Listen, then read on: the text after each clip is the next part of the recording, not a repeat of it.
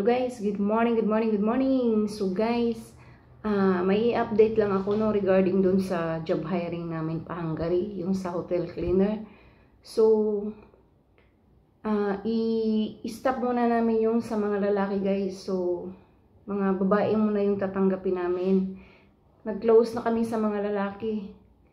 So, sana maintindihan to ng mga ibang nag-a-apply no, yung mga nag-inquire sa akin. Yung mga napinding na mga boys. Pasensya na talaga kayo guys. Pero pag once na mag-open ulit guys, i-message ko ulit kayo. Kasi may, ano kasi si sir, may parang ibang binago dun sa mga patakaran ng boys. Kaya, in-stop muna namin. So, sa ngayon guys, yung mga naunang batch yun lang ang ma-process namin ng mga lalaki. Yung mga nahuli na for interview, nakapinding pa siya guys. So, kung matawagan man kayo guys ni sir, baka sasabihin din sa inyo kung ano yung mga nabago doon sa mga agreement ba na ano, yung mga privilege na pwede niyang ibigay.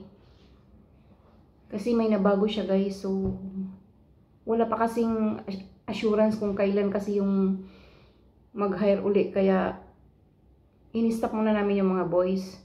So, stop muna sa boys guys.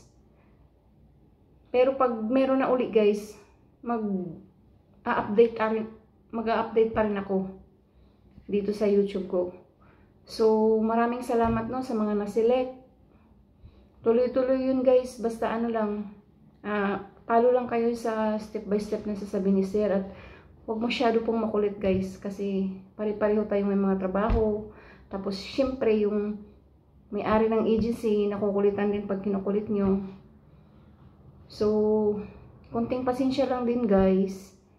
Naintindihan naman namin na marami kayong tanong. Kasi aplikante tayo di ba? So, kailangan natin magtanong ng ano, for sure. So, naintindihan namin yun guys. Pero yung mga ibang tanong na hindi nakasali doon sa mga dapat itanong, wag na po natin itanong guys kung ikaw po ay na-select. So, iwas na lang din po sa mga ano ba, baka kasi i-hold din sila yung papers nyo, di ba? So, sayang din yung pag-a-apply nyo.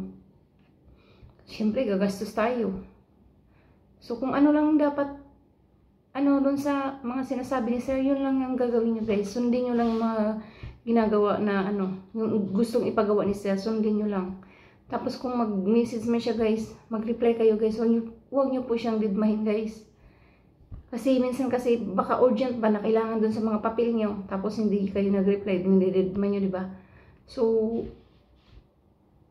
ano lang guys, reply din pag may time, no?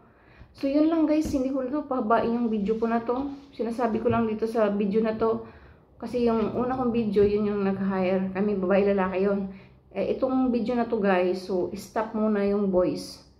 So, guys, kung nanonood ka man ngayon sa video ko, nanood ka na lang din. Paki-subscribe naman po ng subscribe button dyan sa baba. And, para ma-notify ka kung mayroon akong bagong video. Para naman ganahan din akong parang matuwa din ako ba na gumawa pa ng mga panibagong video guys. So, thank you so much and thank you for watching guys.